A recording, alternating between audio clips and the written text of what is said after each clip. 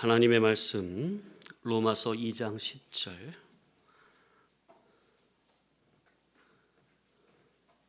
합독하십니다.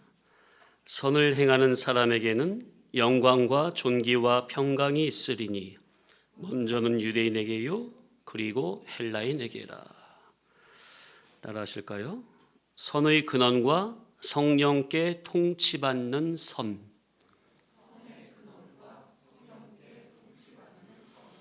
예. 지난주 선의 근원에 대해서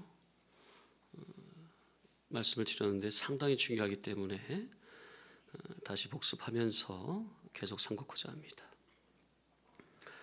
자, 선은 그 근원을 존재론적으로 이해를 해야 된다고 그랬어요. 자, 선의 근원은 누구시라고 그랬죠? 선의 근원은 하나님. 그러니까 선은 행위 이전에 출처의 문제예요. 어디서 나오느냐? 발원되느냐? 하나님은 인격자시고 인격성 안에는 도덕성이 있고 그 도덕성 안에 선이라는 속성이 있죠. 그래서 선의 근원이신 하나님과 내가 인격적으로 결합이 되면 그의 삶을 성령께서 영감된 복음 진리로 친히 통치하시니 성령님께 진리 통치를 받는 그의 삶은 자동적으로 선이 되는 원리입니다. 그러니까 선을 이해할 때 추상적인 개념이나 사회적인 합의 아니면 일반 도덕적인 개념으로 이해하면 안 된다는 거. 선은 하나님의 존재적 속성이라는 거. 그래서 그렇기 때문에 선은 도덕성이 있는 인격자에게만 쓴다는 거. 자, 그렇기 때문에 선의 근원이 하나님이시고 하나님으로부터 선이 나오는 건데 이 선의 근원이신 하나님을 바르게 제대로 모르면 반드시 과정도 결과도 왜곡될 수밖에 없겠죠. 근원을 모르면 결과도 왜곡되는 겁니다. 이치가 분명합니까? 네. 그래서 우리 교회는 우리를 향하신 선하신 하나님의 근원적인 선의 개념에 대해서 진리에 대해서 항상 바르게 가르쳐야 합니다. 근원적이고 원인적인 선을 모르고 그러니까 근원적이고 원인적인 진리 개념을 모르고 일반 도덕적인 개념이나 사회적 합의 수준으로 선을 이해하거나 성경을 이해하거나 진리라고 말을 하게 되면 그러면 필연적으로 이해의 수준은 낮아지고 과정과 결과도 얕아지며 질이 전혀 다른 방향으로 나갈 수밖에 없습니다. 그러니 교회들이 잘못된 방향으로 빠지게 되는데 눈에 보이는 현세주의 신앙, 기복주의 신앙, 사역주의 신앙, 도덕주의 신앙, 사회주의 신앙, 자유주의 신학으로 잘못된 길로 빠지게 되는 거예요. 자, 같은 기독교 안에서 왜 이렇게 진리에서 빗나간 거짓되고 오류된 신앙의 종류가 이렇게 다양하게 나온다고요? 근원적이고 원인적인 선의 개념, 그 진리 개념을 모르고 이해를 못하고 일반 도덕적 개념이나 사회적 합의 수준 정도로 복음을 이해하게 되면 이해의 수준이 낮아지고 과정과 결과도 얕아지고 질이 전혀 다른 방향으로 나가게 된다는 거. 그 유아실에 그 온풍기 트세요. 자, 이제 이 중요한 원리를 말씀드렸죠. 자, 이제 이 원리를 성도님들의 실제 상황에 적용을 해보면 성도님들이 같은 자리에 앉아서 같은 말씀을 듣고 있는데 왜 사람마다 신앙 성장에서 격차가 생기는 걸까요? 제가 말씀을 전하고 교훈을 할 때는 가장 궁극적인 목적이 있어요. 곧 거룩하고 완전한 세계인 신령 천국에 합당한 참된 그리스도인의 인격자로 자라서 앞으로 아버지께서 여러분들에게 천국을 후사로 유업으로 상속자로 맡겼을 때 영능의 실력이 부족하거나 없어서 누리지 못하는 게 아니라 그 좋은 천국을 마음껏 누리고 다스리고 통치할 수 있는, 통치하는, 그러니까 천국 누림이라는 그 궁극적인 구원 목적에 합당한 사람으로 성화 성장케 하는데 우리 교훈의 목적이 있습니다. 분명합니까? 예. 이제 드린 말씀이 우리 기독신앙의 가장 중요한 궁극적인 목적입니다. 곧 천국에 합당한 사람으로 온전해지는 것. 맞습니까? 따라합시다. 인격의 온전. 그럼 인격이 온전히 되려면 먼저 진리 지식부터 받아야 되겠죠? 나의 물질 지식에 잘못된 건 다 내려놓고, 그죠? 그래서 교훈이 중요한 거예요. 자, 오늘날 신앙하면서 이제 말씀드린 이 궁극적인 목적에 대해서 모르고 신앙하는 분들이 상당히 많아요. 그럼 이런 신앙은 생선으로 치면은 머리와 꼬리는 다 잘라버리고 몸통만 붙잡고 신앙하는 것과 같은 이치고, 나무로 보자면 뿌리와 가지는 다 잘라버리고 중간에 기둥만 붙잡고 신앙하는 것과 같은 이치라 말씀드렸어요. 제가 여기서 진리로 교훈을 하면서 성도님들과 이런저런 관계를 맺으며 목양을 할 때는 그냥 단순한 인간적인 친목을 위한 게 아니라 전부는 항상 늘 이런 궁극적인 구원 목적, 곧 근본적인 원인과 의도를 가지고 성도님들과 관계를 맺는 겁니다.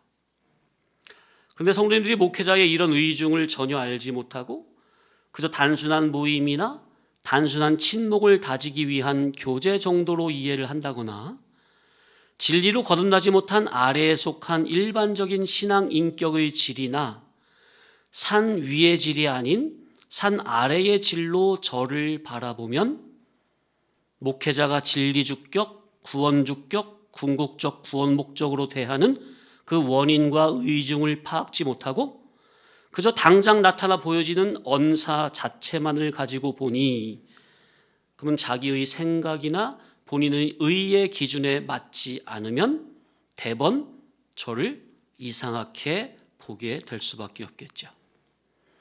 그렇게 되면 제가 진리 개념을 가지고 진리 목적, 구원 목적으로 그렇게 한 그 근원적이고 원인적인 선과 근본적인 진리의 의도 자체가 이해가 안 되기 때문에 필연적으로 저를 바라보는 이해의 수준이 낮아질 수밖에 없고, 그러면 본인이 신앙하는 과정과 결과도 얕아질 수밖에 없으며 신앙의 질이 전혀 다른 방향으로, 그러니까 하늘이 아닌 땅으로, 진리 안으로가 아닌 진리 밖으로 나가게 되는 것이 자연스러운 이치입니다. 이치는 똑같죠? 제가 제일 초두에 그 원인적인 이치를 말씀드렸잖아요. 그걸 성도님들의 신앙 삶에 적용해도 이치는 똑같이 들어가요. 그래서 제가 성도님들에게 여기서 선포되는 진리의 교훈을 집중해서 잘 받으라고 하고, 또 수요예배 참석을 못 하시면 반드시 찾아서 들어야 한다는 이유가 뭐냐면은, 목회자는 이 설교 시간에, 예배 시간에 교훈으로 성도님들에게 가장 중요한, 가장 필요한, 신앙에 가장 필요한 핵심 원리를 다 말하는 거예요. 목회자는 뭘로 말한다고요? 설교로, 교훈으로. 그러니 성도님들이 목회자의 진리 의중에 정확하게 부합이 되려면 첫째는 설교를 놓치면 안 되고, 둘째는 설교 안에 녹아있는 진리 이치를 믿음으로 붙잡아야 돼요. 설교 안에는 뭐가 녹아있다고요? 진리 이치가 녹아있어요. 이거는 들을 귀가 있어야 돼요. 보는 눈이 있어야 보이는 거예요. 깨닫는 마음이 있어야만 들려지는 거예요. 이 자리에 똑같이 앉아서 열심히 듣는다고 다 듣는 게 아니라 보는 눈, 듣는 귀, 깨닫는 마음이 있어야만 설교 안에 녹아진 진리를 믿음으로 붙잡을 수가 있어요. 보아도 보지 못하고 들어도 깨닫지 못하고 이해를 못하면 필연 저의 목양의 질과는 다른 이상한 언사가 나오게 됩니다. 거룩한 마음으로 거룩하게 수종을 들어야 할 자리에서 거룩하지 못한 언사가 튀어나와 사람을 깜짝 놀래키게 됩니다. 말씀을 듣지 못하거나 혹은 들어도 저의 진리의 의중을 바르게 제대로 이해하지 못하고 들으면 목회자의 의도나 의사성을 모르기에 필연 다른 마음을 품을 수밖에 없어요. 이것도 다 이치로 말씀드리는 겁니다. 내가 진리 기준을 받지 아니하면 내 마음 땅은 원래 타락하고 어둡죠. 거기서 다른 짐승이 올라오는 거예요. 그건 당연한 거예요. 그러니까 다른 마음을 품는 거죠. 동상이몽이라, 같은 자리에 있으면서 서로 다른 꿈을 꾸는 것과 같은 이치라. 진리를 열심히 듣고 어느 정도 위로부터 거듭나서 이제는 진리 편, 주님 편인 줄 알았는데 아래에서 나고 육에서 난 육질이라는 거죠. 한 자리에서 같이 말씀 듣고 식사도 하고 교제들 나누고 봉사를 해도 목회자와 한 마음이 아니더라. 진리와 단일 의사가 아니더라. 목회자는 성도님들을 오직 진리 기준의 단일 의사로 맞추려고 성도님들을 주님의 단일 의사에 맞추는 데 힘을 쓰는 건데, 그러면 성도님들은 목회자의 그 의도대로 주님과 단일 의사가 되려면 먼저 뭘 내려놔야 돼요? 내 의사를 내려놔야 돼요. 내가 아무리 옳게 여기는 거, 내가 의롭게 여기는 거, 나의 기준, 내 삶의 기준을 아무리 좋은 거라도 다 내려놓고 일단 누구 걸 내 기준으로 박아야 돼요? 예수님의 진리 기준을 나의 것으로 다시 새로이 박아야 돼요. 내 걸 내려놔야 된다고요. 그런데 내 기존의 것을 내려놓지 못하고 이 말씀을 들으니 진리를 들으면 들을수록 내 속에서 주님의 것이 아니라 이상한 게 커지는 겁니다. 괴물이 자라고 있는 거죠. 그래서 저 진리 처음 30년 전에 처음 들을 때부터 강성사님이 자주 하시는 말씀이, 이 진리를 제대로 바르게 듣지 못하면 이 안에서 괴물이 나올 수 있다. 그런 말씀을 자주 하셨어요. 실제로 저는 그렇게 괴물이 돼가지고 나가 떨어지는 분들도 많이 봐왔어요. 목회자든 성도든. 한두 분이 아니에요. 그런데 어떤 분들이 괴물이 되느냐? 열심히 듣는다고 목사님 측근에서 열심히 하는 그분들이 다 그렇게 됐더라고요. 열심히 없으면 모르겠는데 열성적으로 열심히 오른팔이 돼가지고 측근에서 하는 분들이 결국 다 괴물이 돼가지고, 그게 뭐냐면은 다른 게 잘하고 있는 건 자기 걸 안 내려놓은 거야. 목사님이 그렇게 교훈으로 내려놔라, 죽여라, 부인하라, 십자가에 못 박아줘, 그렇게 그냥 목이 터져라 외쳐도 자기 기준을 그대로 갖고 있던 거죠. 주관성 그대로 갖고 그 위에 말씀이 좋은 이치가 오르니까 아멘 아멘으로 받는 거예요. 그런데 이 세월이 지나가면 지날수록 진리가 박히는 게 아니라 자기 속에, 자기 터 위에 진리를 박았으니까 세월이 지날수록 이제 이게 점점 커지는 거죠. 자기 게. 그러니까 이상한 게 나오는 거예요. 그렇게 되면 이제 목회자가 진리 주격으로 하는 언사가 이해가 안 되는 거예요. 이제 어느 정도 머리가 커지잖아요. 이제 목사님이 하는 말이 이제 예전에는 처음엔 이치가 오르니까 그 앞에 꿀먹은 머리가 할 말이 없었는데 다 맞으니까 이제 머리가 어느 정도 커지게 되면은 이제 목사님이 하는 게 이제 부분 이제 마음에 안 드는 게 점점 많아집니다. 목사님의 언사가 이해가 안 되는 거예요. 목사님 다 이렇게 하든 저렇게 다 진리 주격을 하는 건데 그거를 이해를 못하고 자기식으로 요건 잘했네, 요건 잘못하셨네, 자꾸 이렇게 판단을 하는 거예요. 자기 신앙 인격의 낮은 수준으로 진리의 종을 함부로 판단하여 위로는 한 발자국도 못 올라서고 저 산 아래서 뱅뱅 도는 거죠. 목회자가 하는 진리 개념과 그 의중을 정확하게 파악하지 못하면요, 나름 열심을 내면 열심을 낼수록 20년이 뭡니까? 30년을 들어도 제자릴 수밖에 없어요. 그래서 누누이 드린 말씀이, 하나님께서는 저와 여러분을 교훈으로, 사건으로 인도해 가시는데 가장 먼저는 이 예배 시간의 깨달음, 교훈의 깨달음으로 인도하십니다. 그런데 이 교훈의 깨달음으로 성도님들 인도해 가시는데 성도님들이 고분고분 말씀의 사람으로 만들어지지 않으면 그 다음에는 뭘 동원하신다고 그랬죠? 사건을 동원하신다고 그랬죠? 다양한 사건을 동원하세요. 근데 그 사건에서도 회개가 안 되고 사람이 안 만들어지면 이제 사건의 회초리로 나를 인도해 가신다 했었죠. 그러니까 꼭 사건이나 사건의 회초리로 맞아야 그때 그냥 깨닫고 회개하고 비로소 바르게 하려고 하지 마시고 평소 매주 예배 때마다 교훈으로 이면저면 세밀하게 나가잖아요. 성화군의 이치가. 그 모든 교훈을 전부는 하나님께서 이 시간에 주의 종을 통해서 나에게 직접 주시는 말씀으로 이해를 하고 전심으로 아멘으로 받으시라는 거예요. 학교에서 학생으로 치면 그게 모범생이죠. 모범생은 매 안 맞고 선생님 말씀에 그대로 순종하면서 잘 모범생이 됩니까? 그래서 예배 때마다 교훈 시간에 진리를 깨닫는 족족 자기를 들여다보고 회개하여 고친다면 굳이 사건의 회초리로 얻어맞을 필요가 없는 겁니다. 물론 이거는 가장 모범적인 답안으로 죄 많고 모든 면에 나약하고 연약한 저와 여러분은 이렇게 모범 답안만으로는 살 수는 없는 것이지만 그래도 어떻게 꼭 직간접적으로 부정적인 경험을 하면서 꼭 매를 맞으면서 가려고 해서야 되겠느냐 하는 거죠. 그런데 그렇게 빙 돌아서라도 회초리를 맞아서라도 그러니까 둘째 탕자가 아버지 집에 있을 때는 아버지 사랑의 값어치를 몰랐잖아요. 근데 나가 보니까 이제 알게 되잖아요. 그런 것처럼 회초리를 맞아서라도 인도자가 목양하는 진리 인격이 믿어지고 저의 의중이 헤아려진다면 그렇게라도 하면서 가야지 어떡하겠어요.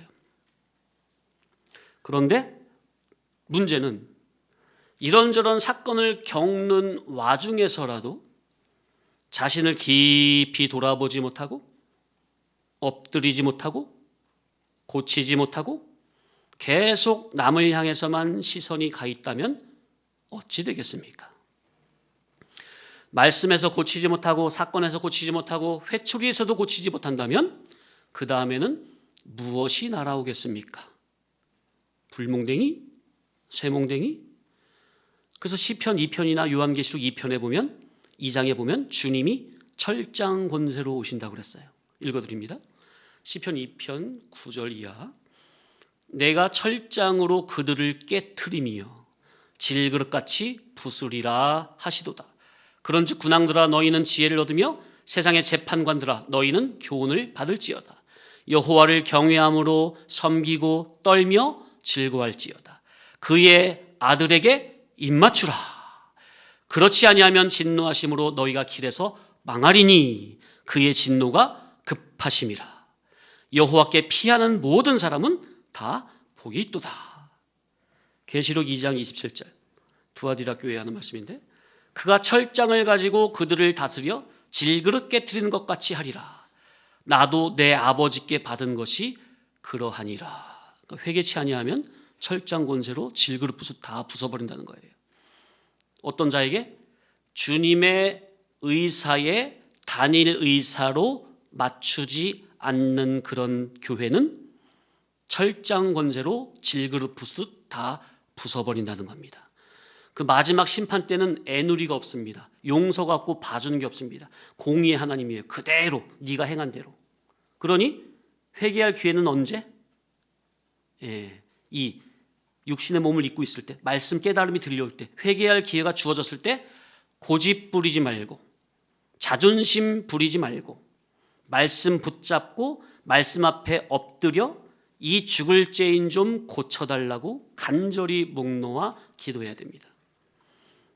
그래서 성도님들, 제가 여기서 교훈하는 말씀을 그저 믿으시라니까요. 무조건 맹신하라는 말이 아니라, 그러니까 인도자 제가 안 믿어지고 못 믿어진다면 최소한 제가 전하는 진리 자체는 진리 이치요, 신적인 도덕 이치요, 구원이 되는 구원 이치의 말씀이니 그 옳은 이치를 믿음으로 붙잡으시라는 거예요. 그러다 보면 진리 이치를 전하는 저도 언젠가는 신뢰가 되실 것입니다. 평소 제가 전하는 메시지의 질이나 향방이나 목적성을 보면 최소한 저 목사가 거짓말은 하지 않는구나. 최소한 우리를 바른 길, 의의 길, 평강의 길로 인도하려는 마음이로구나. 그 마음 바르구나. 그 정도는 느껴지시잖아요. 그것도 안 느껴지고 그것도 안 믿어진다면 여기 계시면 안 돼요. 더 나은 교회를 찾아서 가셔야 됩니다. 제가 성도님들을 이상한 곳으로 사망의 길로 인도하지 않습니다.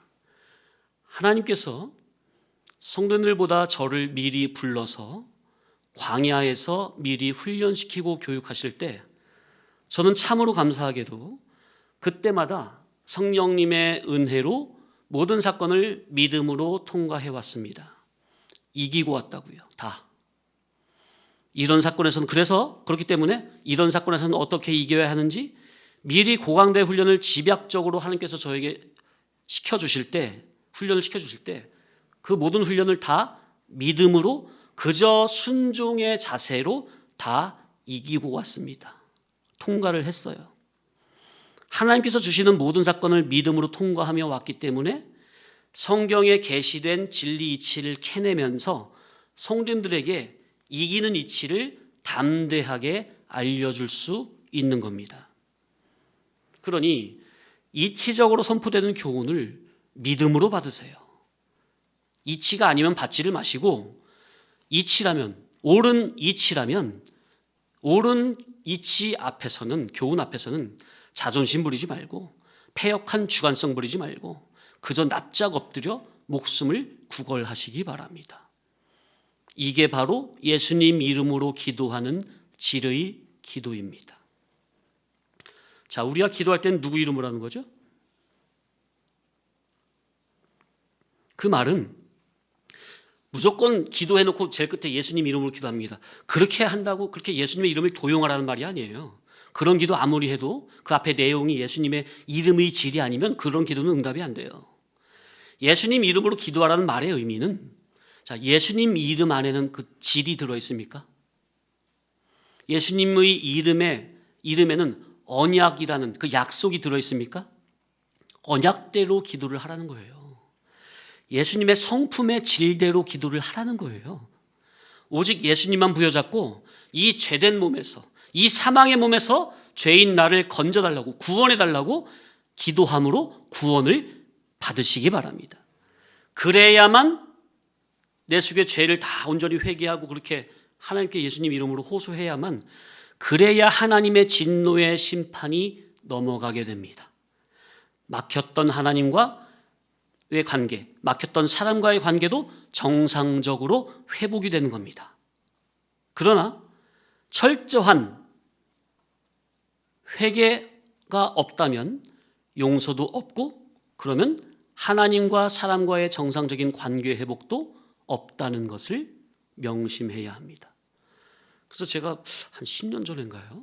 그때 말씀을 드렸던 게, 어떤 하나님 앞에 회개를 했다면, 아니 잘못을 저질렀다면, 하나님과 사람 잘못 저질렀다면, 이게 용기가 없는 사람은 난 하나님께 회개 기도했으면 됐어 하고서 사람에게는 그냥 퉁치고 넘어가는 경우가 있어요. 그러면 안 돼요. 그 상황이 하나님께만 회개하고 기도하고 넘어갈 게 있고, 그리고 어떤 상황에서는 하나님과 사람 앞에서 둘 다 용서를 구하고 넘어가야 되는 그런 사건이 있는 거예요. 그것은 자기 양심이 알 거예요. 그건 아는 거예요. 모를 수가 없어요. 둘 다 해야 돼요. 물론 개인적인 그거라면 하나님 앞에서 1대1로 하면 되는 거죠. 근데 그게 안 되면 회개 없이는 용서도 없고 하나님과 사람과의 정상적인 관계 회복도 안 된다는 거. 선포되는 교훈을 아멘으로 받아 신앙의 원리와 이치를 알면 사건이야 사람마다 다양하게 온다고 해도요, 그러나 성도님들이 믿음의 원리와 이치를 붙잡고 있으면 성령님의 도우심의 은혜로 어떤 사건이든 넉넉히 이기게 됩니다. 저는 이 자리에서 그런 이치를 알려드리는 거예요. 성도님들이 사건에서 믿음으로 이기는 그런 이치를. 그러니 선포되는 교훈을 그저 신뢰함으로 복음 진리를 믿음으로 받고 그저 순종해 보시라는 겁니다. 그런데 선포되는 말씀과 저의 경험을 단순히 듣기만 하고 자기 인격에는 하나도 믿음으로 적용을 안 하면 그 본인에게는 아무런 유익이 없습니다. 우리의 교훈이 이치가 아니라면 들을 필요가 없는데, 이치라면 나의 생각이나 그 옳은 진리 이치 앞에는 나의 생각이나 경험이나 지혜나 주관성은 다 내려놓고 그저 옳은 진리를 믿음으로 받아들이시라. 그러면 그런 비슷한 사건이 왔을 때 육적인 사고나 감정 중심이 아닌 진리 이치 중심으로 사건을 보게 되고 그러면 어떤 사건에서도 넉넉히 믿음으로 이길 수가 있는 겁니다. 말씀의 이치를 붙잡는 게 믿음입니다. 믿음이 뭐라고요? 말씀의 이치를 붙잡는 게 믿음이에요. 그 믿음을 애매한 사건, 그러니까 말씀의 이치를 붙잡는 게 믿음이라고 그랬죠. 그 믿음을 애매한 사건, 원수 같은 사건, 나의 육적 자존심을 빡빡 긁어대는 사건, 대표로 내 얼굴이 빡빡 밀리는 그런 사건에서 믿음을 쓰시기 바랍니다. 무슨 말이냐? 평소 평안하다, 안전하다, 좋을 때는요, 다 신앙 믿음 좋아 보여요. 좋은 줄 알아요. 자기 스스로 나 믿음 좋다 그렇게 생각해요. 그러나 정말로 참된 믿음인지 아닌지는 언제 드러난다고요? 애매한 사건, 원수 같은 사람, 내 자존심을 박박 긁어대는 그런 사건에서 내가 진짜 반석 위에 견고하게 세워진 신앙인지 아닌지가 드러난다는 거. 그래서 제가 누누이 말씀드렸던 것이 책망의 교훈을 받을 때, 특히나 책망의 교훈을 받을 때 얼굴 표정 관리를 잘 하라고 말씀을 드린 거예요. 왜냐?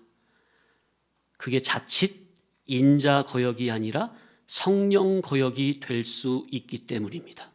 참으로 무서운 거예요.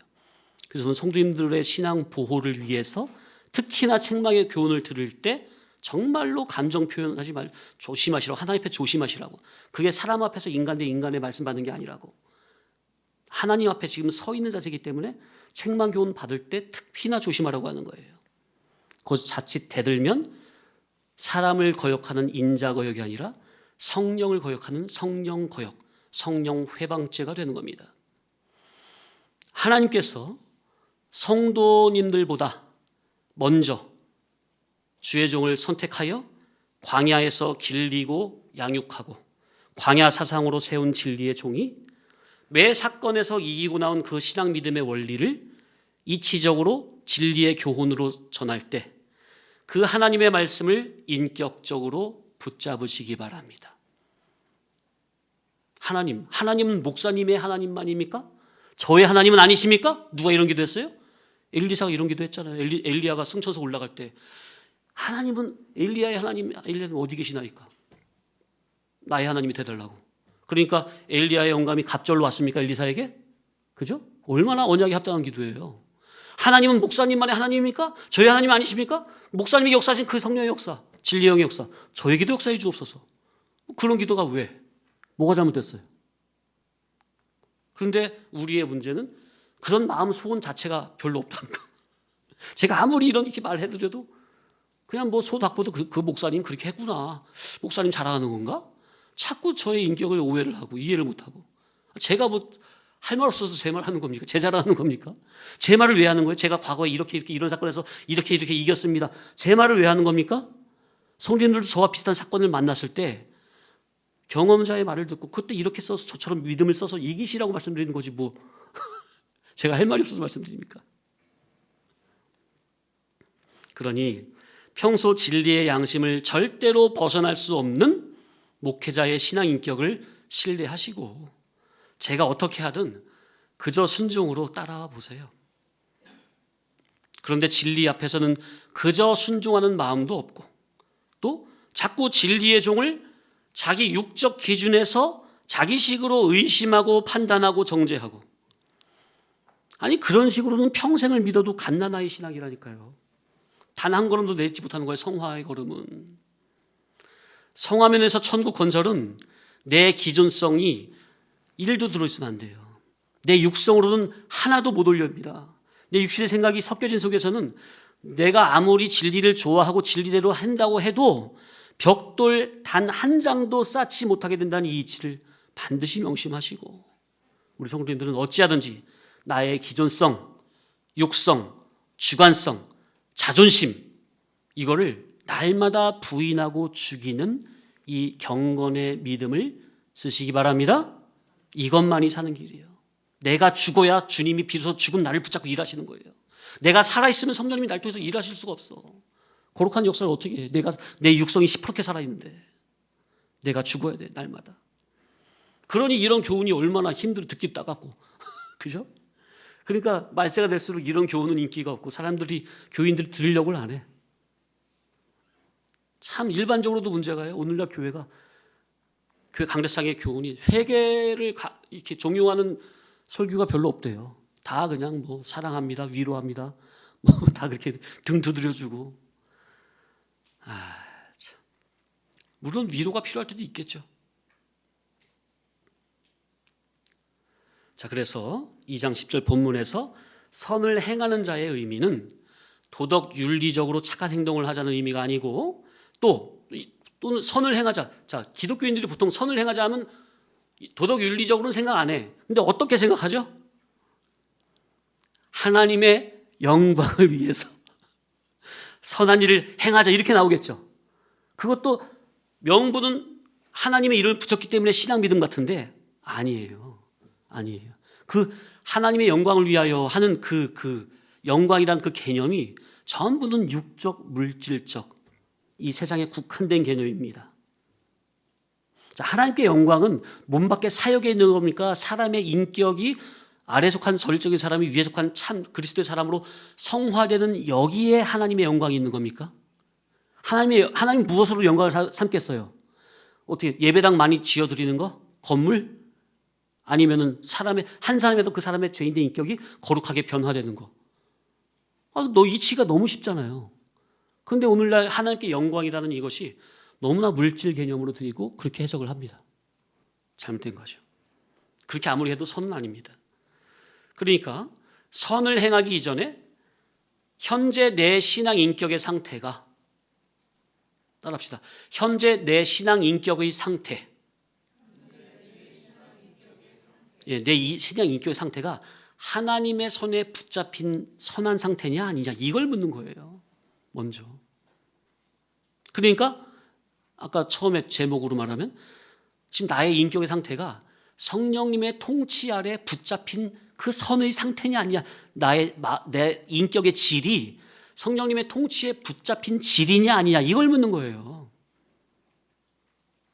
그런데 현재 나의 신앙 인격의 질이 성령님의 진리의 말씀에 통치를 받는 그런 질은 아니고 진리로 말씀으로 거듭나지 못한 내가 내 나름대로 하나님의 영광을 위해서 이 성도교회를 위해서 목사님을 위해서 뭔가 선한 일을 해보겠다? 그건 믿음이 아니라니까요. 아무리 해봤자 인간 자기 의만 깡깡하게 굳어져요. 그렇게 아무리 해봤자 자기 인간만 교만해진다고요. 내가 이 교회를 위해서 내가 이렇게 했다. 내가 목사님을 위해서 내가 이렇게 했다. 그런데 이 나를 이렇게 대우해? 날 이렇게 취급해? 목사님이 잘못됐구만. 이제 이렇게 되는 거예요. 완전 신앙이. 이거는 선도 아니요, 의도 아니요, 믿음도 아니요, 아무것도 아니에요. 자, 그래서 선의 네 가지 원어적인 의미가 있다고 그랬어요. 첫 번째는 본질적 선함이에요. 이건 본질적으로 선한 분은 하나님 한 분밖에 없습니다. 그렇기 때문에 우리는 본질적 선, 하나님의 절대 기준을 나의 기준으로 그저 받아들이는 거예요. 이 예배 시간이 그런 시간이죠. 선포되는 말씀이 하나님의 선의 기준이잖아요. 이 기준을 그대로 내 것으로 박는 거야. 그러면 우리가 본질적 선함의 사람으로 만들어지는 겁니다. 그래서 예배 시간이 제일 중요한 거예요. 두 번째는 아가도스, 두 번째 의미는 유익함, 유용함. 그러니까 이건 몸 밖으로 남에게 실제로 유익하고 쓸모가 있어야 돼요. 공동체에 실제적으로 유익을 주는 상태라야 돼요. 나의 신앙 인격이. 내 딴에는 공동체를 위해서 뭘 한다고 하는데 하면 할수록 진리 공동체 전체에 유익을 주지 못하거나 사람들의 인상을 찌푸려진다거나 그러려면 이건 내가 하나님의 손에 붙잡힌 상태가 아니라는 거예요. 세 번째, 적합함, 올바름. 구원 목적에 적합하고 진리 질서에 잘 맞아야 합니다. 저 어떤 사람 이런 분들이 있어요. 목적이 구원 목적이야. 목적은 옳아. 근데 진행 과정이 이 질서를 다 무시하는 거예요. 사람 사는 세상에서는 그러면 안 됩니다. 질서를 잘 따라야 됩니다. 질서적이어야 돼요. 무질서는 누구예요? 성령님의 역사예요? 마귀의 역사예요? 혼돈이 바로 마귀의 역사, 어둠의 역사예요. 그리고 구원 목적에 적합하고 질서에 잘 맞으며 모든 사람들과 더불어 화합을 이루는 것이 선입니다. 예, 그래서 성도님들 자기를 잘 비춰보세요. 나는 누구하고도 친한데 누구하고도 좀 보이지 않는 벽이 있어가지고 주일날 말 한마디도 안 하네. 눈도 안 마주쳐. 그런 게 있으면 안 돼요. 그런 게 있다면 저 사람 문제가 아니라 내가 문제라고요. 내가. 하나님 앞에 그 선이 아닙니다. 그런 부분 있으실 거 아니에요. 있다면 적극적으로 푸셔야 돼요. 아니 복음서에 그런 말씀 있잖아요. 하나님 앞에 예배 드리려고 하다가 제사 드리려고 하다가 예물을 드리려고 하다가 형제와 어떤 원망을 드릴 만한 일이 있거든. 먼저 어떻게 하고? 먼저 형제와 풀고 와서 예배 드리라 그러잖아요. 그죠? 조금이라도 꺼리끼는 게 있으면 안 돼요. 네 번째 마지막은 선은 관대함, 너그러움. 후함, 관대함, 도량이 넓음. 곧 인인관계에 있어서 후하고 관대하고 도량이 넓은 것이 선입니다. 근데 이 말도 잘 이해를 하셔야 돼. 목사님 말씀하시지 않습니까? 선은 후하고 관대하고 도량이 넓어야 되는데 목사님은 왜 이렇게 좁습니까? 이렇게 오해할 수도 있을 것 같아. 이해는 가요.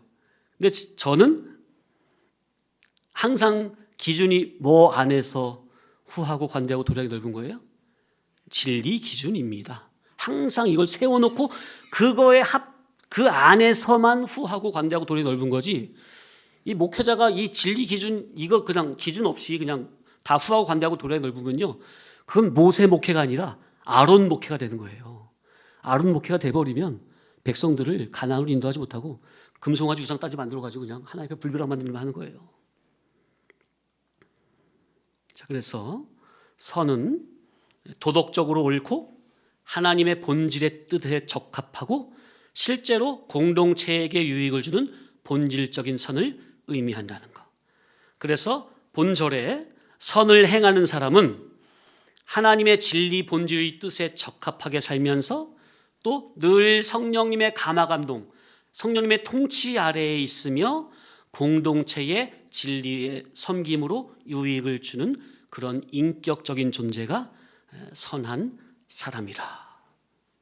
자, 그래서 지난주와 이번 주 이런 하나님의 신적인 도덕, 하나님의 신적인 선의 본질적인 기준을 놓고 우리가 2주 동안 말씀을 상고해 봤는데 나는 내 인격은 하나님의 절대 선의 기준에 비춰봤을 때 항상 옳습니까? 매사만사 모든 것이 하나님의 진리 본질의 뜻에 선에 항상 적합합니까? 나는 실제로 이 믿음의 공동체 교회당 내에서 성도들에게 본질적인 유익을 주고 있습니까? 늘 자신을 돌아보셔야 합니다. 돌아보면 하나님 앞에서 자신을 돌아보면 모든 면에서 나은 부분보다는 모든 부분에서 부족투성이인 자기가 발견이 될 겁니다. 이게 바로 자기가 지금 성령님의 인도를 받고 있다는 증거입니다. 성령님의 인도를 안 받고 있는 증거는 뭐냐? 난 아무리 봐도 잘못한 게 별로 없어. 나 정도만 하라고 그래. 이렇게 되는 거예요. 나는 목사님 왜 나한테 자꾸 저러시지? 나는 정말 착하게 바르게 의롭게 하고 있는데 이상하네. 자, 그래서 지난주 이번 주 설교를 들으시면서 나는 정말로 하나님의 본질적인 선에서 너무도 많이 멀어져 있는 악한 존재로구나. 이것이 인격적으로 느껴지고 깨달아진다면 참 2주 동안 말씀을 제대로 들은 것이고 성령님의 감화감동의 통치 아래에 자기가 들어있다고 생각하면 되시겠습니다. 잠시 조금만 5분만 쉬었다가 좀만 더 할게요. 지금까지는 지난주 복습한 거예요. 지난주 내용이 너무 좋아가지고 너무 중요했는데 성도님들이 이게 좀 중요한 내용을 이렇게 먹고 그냥 넘길 수가 있을 것 같아서 다시 한번 복습한 거예요. 조금만 더 할게요. 자, 다시 본론으로 들어와서 선을 행하는 사람에게는 영광과 존귀와 평강이 있다. 자, 그래서 선의 근원에 대해서 조금만 더. 선의 근원은 누구? 하나님. 하나님의 그 인격에 도덕성이 있고 도덕성에 선이 있다고 그랬어요. 하나님의 이 선성의 반로에서 하나님의 선을 누군가의 상대에게 입혀주려고 하는 마음이 선의 자동적인 마음이죠. 그래서 하나님의 선을 입혀주시고 하나님의 선의 세계, 곧 천국을 누리게 하실 목적으로 창조 때 우리 인간을 하나님의 형상대로 창조하시고 이 세상 진행 과정 동안 아버지의 존귀와 영광을 그리스도로 통해서 그리스도로 말미암아 우리에게 구원을 입혀가시는 겁니다. 자, 그러니 하나님의 선성과 애성의 발로 하나님은 선이시기 때문에 아예 선 덩어리죠. 그 선에서 나온 생각이 뭐예요? 이 좋은 천국이 나 혼자 누리기엔 너무나 아깝다. 그게 선의 마음이죠. 선은 자기 혼자 독식하는 게 아니라 누군가 인격적인 존재에게 줘서 같이 누리고자 하는 마음이 선 아닙니까? 그러니까 근원적 성이신 하나님이 누리고 선의 세계를 영원부터 홀로 누리고 계셨는데 그 선한 마음에서 나온 생각이 뭐냐면 나 혼자 누리기 너무 아까우니까 이 선한 세계를 어떤 인격적인 존재를 만들어서 그에게 줘서 같이 누리게 해야 되겠다. 이 선한 마음이 영원전에 하나님의 의지세계에서 나온 거예요. 그래서 이제 실제적으로 천국을 누리게 하려니까 이제 천국 인격자가 누리는 세계죠. 그죠? 그러니까 실력이 있어야 되겠죠. 그 실력은 누가 준비해야 돼요? 하나님이 일방적으로 주시는 거예요.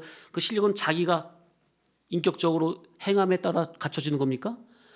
그래서 이제 훈련 장소인 이 세상을 지으신 거예요. 창세기 1장에. 천국의 누림을 주려니까 반드시 훈련 장소 뭐가 필요해요? 이 물질계가 필요한 거야. 그래서 우리를 이 물질계에 보내서 제세 기간 동안 아버지의 최고의 영광, 인격적 영광을 그리스도를 통해 입어서 궁극의 세계인 선의 나라의 신령 천국에서 나와 함께 누리게 해야 되겠다. 이 선한 마음이 언제?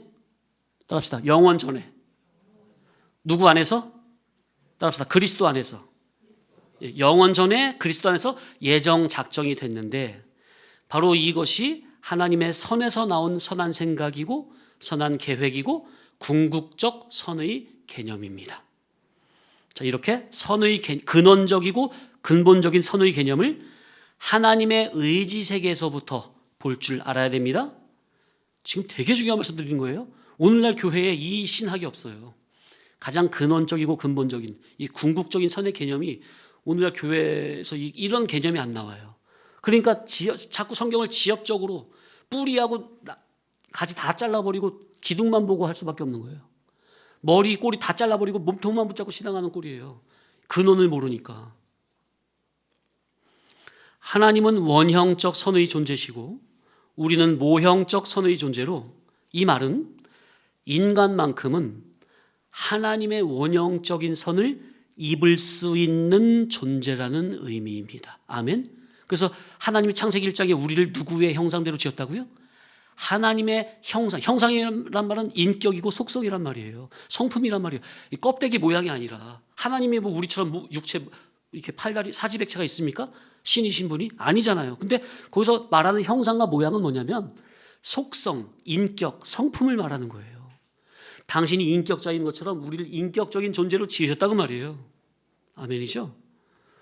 그래서 원형적인 선이신 하나님께서 영원전에 그리스도 안에서 우리를 당신의 자녀로 택하사 당신이 영원부터 누리고 계시던 선의 나라 천국을 그리스도로 말미암아 그리스도와 함께 영원 무궁히 누리는 이 궁극적인 선을 목적으로 우리를 이 세상에서 하나님의 형상대로 지어 궁극의 선의 나라에 합당하도록 원인적인 선이신 그리스도의 중보 구속으로 말미암아 죄인이요 악인인 우리를 궁극적 선의 사람이 되도록 진리와 영감으로 날마다 매 순간마다 우리를 선의 사람으로 지도 인도해 가고 계시다는 거.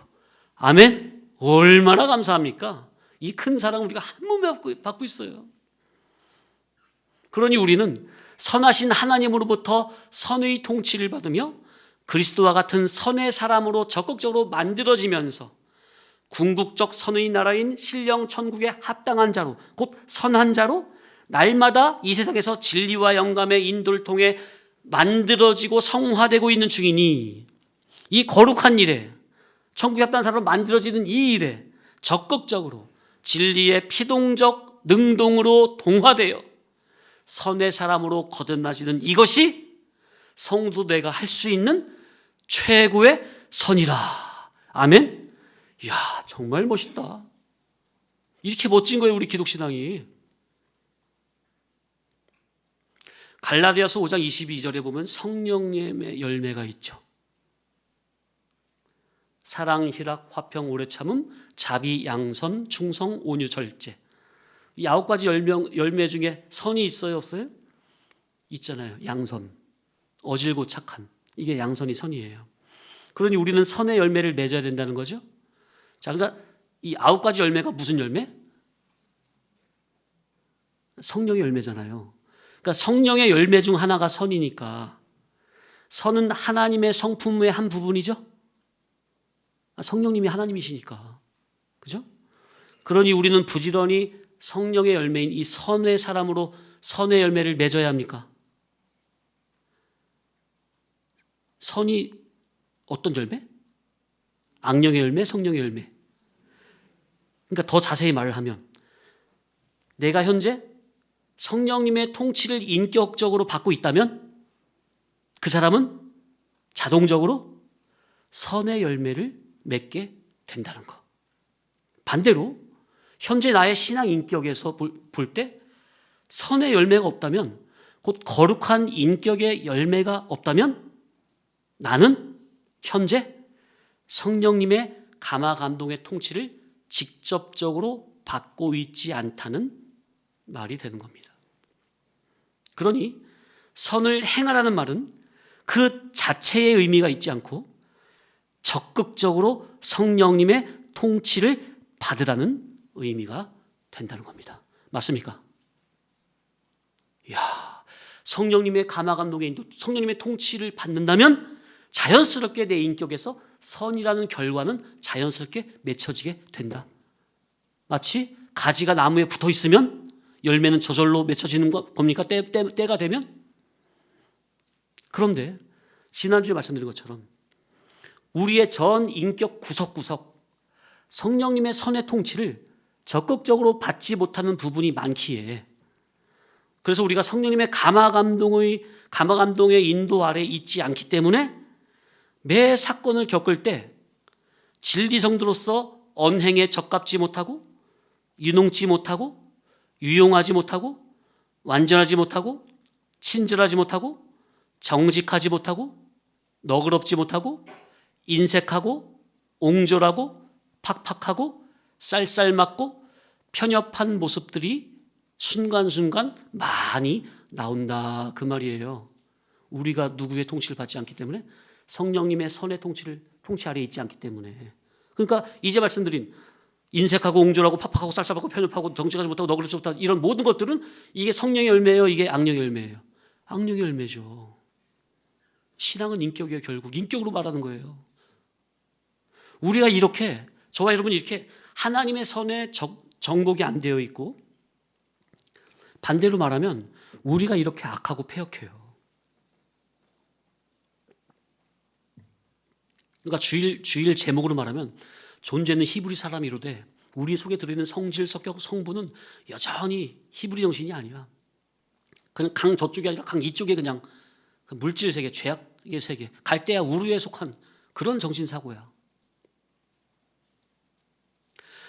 예배 때마다 선포되는 교훈은 어떻게 해서든지 악한 나를 선의 사람으로 만드시고자 다양가기하게 정말 세밀하게 이면저면으로 교훈을 하시는 건데, 말씀을 듣는 나는 어떻게 해서든 하나님의 선에 정복이 안 되려고 아등바등 고집을 부리고 도망다니는 시기라.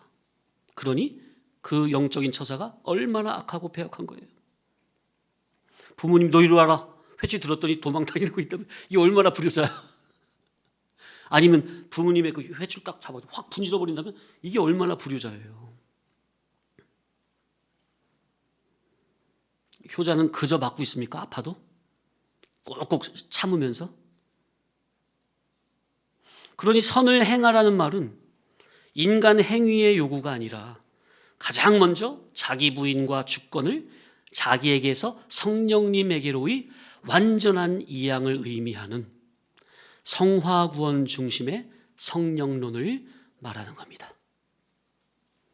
따라합시다. 나의 주인은 내가 아니요 성령님이십니다.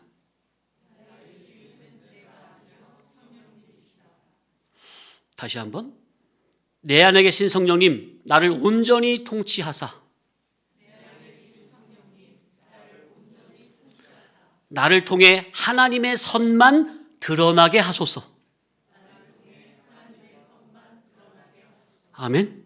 야, 그러니 기존적인 자아가 강할수록, 옛사람 타락성, 부패성, 육적 자존심이 강할수록 성령님은 그 나를 통해서는 당신을 나타낼 수가 없는 거야.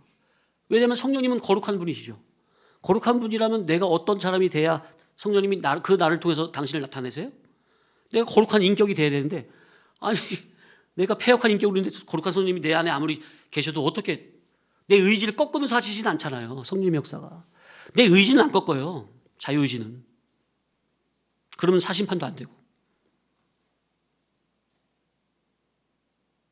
그래서 진리교회에서는요, 성도님들이 기존의 옛사람 주관성, 타락성, 육적 본성, 육적 자존심으로 행하는 것을 용납하지 않는 겁니다. 그런 부분이 강하게 발견이 되면 일단 모든 면에서 중단이 들어갑니다. 왜냐하면 주님의 거룩한 일에 수종될 수 있는 질이 아니기 때문이죠. 수종을 들려면 일단 진리의 단일 의사, 단일 인격이 돼야 하는데, 그렇다고 제가 완전한 인격을 의미하는 게 아니에요. 일단 부족해도 진리의 의사에 고개 숙이고 수종하려는, 받아들이려는 그런 자세라 해야 되는데, 이것부터 안 되는 게 발견이 되면 아무 일도 시킬 수가 없는 거예요. 거기는 저의 불찰과 책임도 들어있는 거죠. 본문에서 선을 행하는 자에서 선은 하나님의 선을 말하는 겁니다. 그런 이유는 우리는 선을 행하기 전에 먼저 하나님의 선을 입어야 하고 하나님과 인격적 결합이 돼야 합니다. 그렇게 하나님과 인격적으로 결합된 그 선인이 이 세상에서 주인공이 되고 왕이 되고 그 시대 하나님의 모든 동작의 중심 인물이 되는 겁니다. 성도님들, 세상이 아무리 힘겹고 살기 힘들어도요, 어려워도요, 천지 만물의 주관자이신 하나님과 인격적 결합만 되시기 바랍니다. 그러면 그 시대의 주인공은 바로 그 사람을 하나님은 주인공으로 삼으신다니까요. 예? 아니 가장 중요한 것에 목숨을 걸어야지 왜 내가 정말 영원히 승할 수 있는 가장 이치는 생각 안 하고 내버리고 왜 자꾸 그냥 지나가고 없어질 것에 임시적인 것에 그냥 목을 매느냐 그 말이에요. 세상 사람은 당연한 거지만 진리 성도가 그랬어야 되겠느냐. 그런데 오늘날 교회당 안에 잘못된 방향으로 나가는 분들은 이제 말씀드리는 이런 원인적이고 근원적이며 본질적인 선의 개념을 모르기 때문에 각종 이상한 주의로 빠지게 됩니다. 사탄 마귀가 교회당 안에 파놓은 함정이 많다고 그랬죠. 사탄 마귀가 교회당 안에 파놓은 각종 주의라는 함정, 기독교 구복주의, 신비주의, 도덕주의, 사역주의. 사역주의는 이제 주님을 위해서 열심히 일을 하자는 거, 사역을 많이 하자는 거예요. 오늘날 많이 일어나고 있는 구국주의, 현세주의, 자유주의, 사회주의, 극기 극복주의, 염세주의, 초절주의 등등 이런 것들이 다 근원적이며 본질적인 선의 개념을 모르기 때문에 성경 가지고 이렇게 잘못 나가는 거예요. 성경 가지고. 그러나 진리의 본질적인 개념을 바로 알면 사탄 마귀가 교회당 안에 파놓은 이런 각종 주의라는 함정에 빠지지 않습니다. 성도님들은요, 항상 우리 교훈에 구복주의, 신비주의, 도덕주의, 사역주의, 구국주의, 현세주의, 자유주의, 사회주의, 극기 극복주의, 염세주의, 초절주의 이런 게 있나 살피세요. 단 하나라도 있으면 저에게 말씀하세요. 단 하나도 나온다면 발견되면 저한테 말씀하시라니까. 목사님 그거 뭐 아닙니까? 왜냐하면 제가 잘못할 수 있잖아요. 그죠? 이런 게 나오면 안 돼요. 진리의 교훈에서 이런 거 나오면 이건 사탄의 마귀의 함정에 빠졌다는 증거예요. 교회는 여기에 이 아래 땅에 속한 어떤 것에도 걸리면 안 돼요. 왜? 교회는 하늘에 속한 분점이기 때문에, 영에 속한 영의 기관이기 때문에 이런 육에 속한 인간 사탄에게 만들어낸 여기에 빠질 수가 없어요. 진리교회라면. 왜? 성령님이 붙들어 주시거든. 악한 마귀가 틈타지 못하거든. 그런데 이 10몇 가지 중에 단 하나라도 걸려있다? 이건 문제가 심각한 거예요. 그런데 제가 볼 때는 오늘날 아무리 건전해도요, 최소 2, 3개, 4개까지는 다 걸려있어요. 이 10몇 가지 중에서 아무리 못 걸려도 2, 3개는 걸려있어요. 진리가 아니면은 걸릴 수밖에 없어요. 진리의 개념이 아니면. 저도 과거에 진리 볼 때 그 세계에 있었고, 그 세계에 있었다가 이 진리로 들어와 보니까 보이는 거예요. 양쪽을 다 경험해 보니까. 그래서 교회의 설교는 항상 근원적이며 원인적이며 본질적인 진리의 잣대와 진리의 틀과 진리의 구조를 항상 예배 때마다 바로 세우는 게 가장 중요한 거예요. 그래서 보통 수요예배, 주일예배가 있는데, 보통 수요예배 때 보통 이런 가장 중요한 틀, 구조, 프레임을 바로 잡는 게 보통 수요예배 때 많이 나오죠. 물론 주일 예배도 항상 있어요. 그래서 교회는 진리의 교훈을 통해 위에 속한 관점, 위에서 내려온 프레임, 그거를 바르게 세우고 그 잣대로 세상을 봐야 구별 분별을 바로 하고 교회가 해야 할 진정한 일에, 선한 일에 집중할 수가 있게 됩니다. 교회가 이렇게 해야 그것이 하나님께서 보실 때 선이요, 선행이 되는 겁니다. 기도하십니다. 거룩하신 아버지 하나님, 오늘 선의 근원이신 하나님을 깨닫게 하시니 감사합니다. 저희는 하나님의 선에서 너무도 멀어져 있는 악한 존재임을 고백합니다. 적합하지 못하고, 유능하지 못하고, 유용하지 못하며, 완전하지 못하고, 친절하지 못하고, 정직하지 못하고, 너그럽지 못하고, 인색하고, 옹졸하고, 편협한 저희입니다. 그러나 주님, 원형적 선이신 하나님께서 영원전 그리스도 안에서 저희를 택하여 주시고 모형적 선의 존재로 지으셔서 하나님의 본질적인 선을 입을 수 있는 그런 자로 만들어주심에 진심으로 감사합니다. 이제 저희의 주권과 왕권을 기존의 나에게서 성령님께 온전히 이양하기를 원합니다. 저희 안에 계신 성령님께서 저희를 온전히 통치하시어 저희를 통해서 오직 하나님의 거룩한 선만 드러나게 하여 주옵소서. 기존의 옛사람 타락성과 부패성, 육적 자존심을 날마다 부인하고 죽이며 진리와 영감의 인들을 통해 선의 사람, 천국에 합당한 사람으로 거듭나게 하여 주옵소서. 목회자의 진리 의중을 바르게 헤아려 말씀의 이치를 믿음으로 붙잡고 성령의 통치하려고 하는 저희 모두가 되게 하여 주옵시며 선을 행하는 자에게 약속하신 영광과 존귀와 평강을 누리는 복된 성도들 다 되게 하여 주옵소서. 감사하며 우리를 죄악에서 구속하신 예수 그리스도의 이름으로 간절히 기도합나이다. 아멘.